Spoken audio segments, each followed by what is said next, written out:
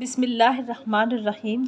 آج میں آپ کے سامنے وحی کے نزول کا طریقہ، کس طرح سے حضور اقدس صلی اللہ علیہ وسلم پر وحی نازل ہوا کرتی تھی، وہ میں آپ کے سامنے بیان کرنے جا رہی ہوں۔ غور سے سنیے گا، یقیناً آپ کو بہت اچھا محسوس ہوگا کہ ہمارے رب العزت نے کس طرح سے ہمارے نبی کریم صلی اللہ علیہ وسلم پر اپنا کلام نازل فرمایا۔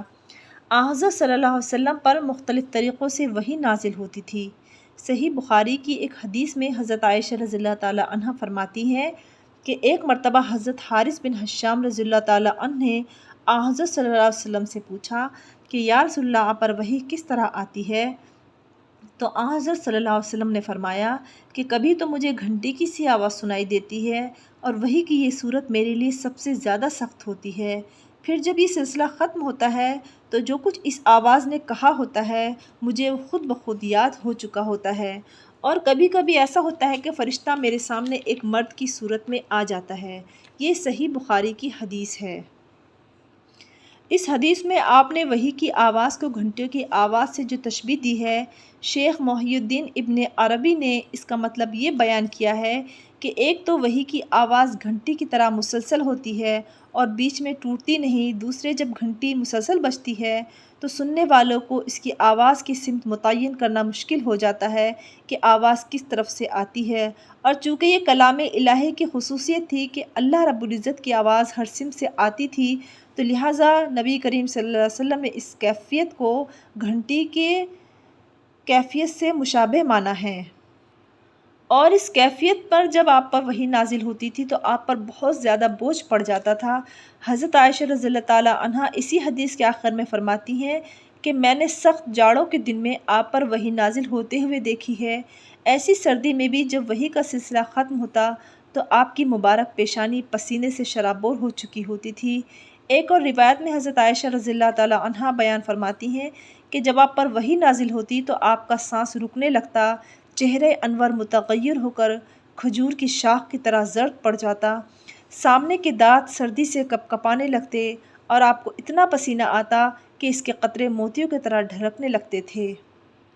وحی کی اسی کیفیت میں بعض اوقات اتنی شدت پیدا ہو جاتی کہ آپ جس جانور پر اس وقت سوار ہوتے وہ آپ کے بوجھ سے دب کر بیٹھ جاتا تھا، اور ایک مرتبہ آپ نے اپنا سر اقدس حضرت زید بن ثابت رضی اللہ تعالیٰ عنہ کے زانوں پر رکھا ہوا تھا کہ اسی حالت میں وحی نازل ہونی شروع ہو گئی۔ اس سے حضرت زید کی ران پر اتنا بوجھ پڑا کہ وہ ٹوٹنے لگی۔ اللہ اللہ، میرے حضور اقدس صلی اللہ علیہ وسلم نے اپنی امت کے لیے کتنی تکلیف سہی ہے۔ بعض اوقات اس وحی کی ہلکی ہلکی آواز دوسروں کو بھی محسوس ہوتی تھی۔ حضرت عمر فاروق فرماتے ہیں کہ جب آپ پر وحی نازل ہوتی تو آپ کے چہرے انور کے قریب شہد کی مکھیوں کی بھنبھناہٹ جیسی آواز سنائی دیتی تھی۔ وحی کی دوسری صورت یہ تھی کہ فرشتہ کسی انسانی شکل میں آپ کے پاس آ کر اللہ تعالیٰ کا پیغام پہنچا دیتا تھا۔ ایسے موقع پر عموماً حضرت جبرائیل علیہ السلام ایک مشہور صحابی حضرت دحیہ کلبی کی صورت میں ہی تشریف لایا کرتے تھے، البتہ کئی بار دوسری صورت میں بھی تشریف لائے ہیں۔ بہرکیف جب حضرت جبرائیل علیہ السلام انسانی صورت میں وحی لے کر آتے تو نزول وحی کی یہ صورت حضرت صلی اللہ علیہ وسلم کے لیے سب سے آسان ہوتی تھی۔ وحی کی تیسری صورت یہ تھی کہ حضرت جبرائیل علیہ السلام کسی انسان کی شکل اختیار کیے بغیر اپنی اصل صورت میں دکھائی دیتے تھے، لیکن ایسا آپ کی عمر میں صرف 3 مرتبہ ہوا ہے۔ ایک مرتبہ اس وقت جب آپ نے خود حضرت جبرائیل علیہ السلام کو ان کی اصل شکل میں دیکھنے کی خواہش ظاہر فرمائی تھی، دوسری مرتبہ معراج کی شب میں، اور تیسری بار نبوت کے بالکل ابتدائی زمانے میں مکہ مکرمہ کے مقام اجیاد پر۔ وحی کی چوتھی صورت براہ راست اور بلا واسطہ اللہ تبارک و تعالیٰ سے ہم کلامی کی ہے۔ یہ شرف حضرت صلی اللہ علیہ وسلم کو بیداری کی حالت میں صرف ایک بار یعنی معراج کے وقت حاصل ہوا ہے۔ البتہ ایک مرتبہ خواب میں بھی آپ اللہ تعالیٰ سے ہم کلام ہوئے ہیں۔ وحی کی 5ویں صورت یہ تھی کہ حضرت جبرائیل علیہ السلام کسی بھی صورت میں سامنے آئے بغیر آپ کے قلب مبارک میں کوئی بات القاء فرما دیا کرتے تھے۔ اسے اصطلاح میں نفس فی الروح کہتے ہیں، یعنی کہ خواب میں وحی کا نازل ہونا۔ آپ نے وحی کے متعلق تفصیل سے سنا کہ کس طرح سے آقا کریم صلی اللہ علیہ وسلم پر وحی نازل ہوا کرتی تھی۔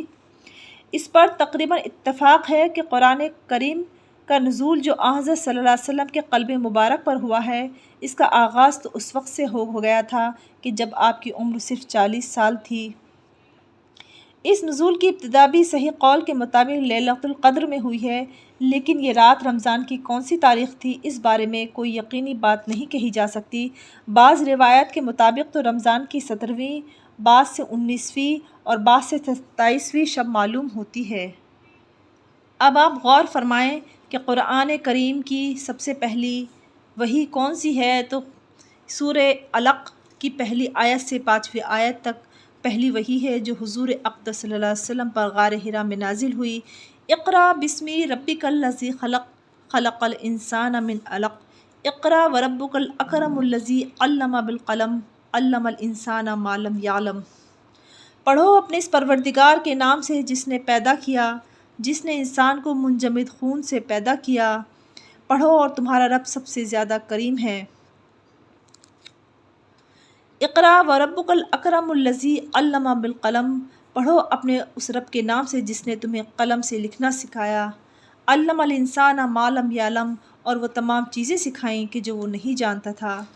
اس وحی کے ذریعے ہمیں سب سے پہلے اس چیز کا سبق ملتا ہے کہ تمام عالم انسانیت کے لیے اللہ رب العزت نے پڑھنا اور لکھنا دونوں لازمی قرار دیا ہے، کیونکہ انسان لکھ اور پڑھ کر ہی شریف النفس اور صحیح زندگی گزارنے کے طریقے پر عمل کرتا ہے۔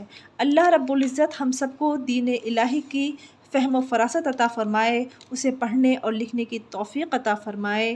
اللہ رب العزت اپنی بارگاہ میں ہمارے عمل کو قبول فرمائے۔ آمین ثم آمین۔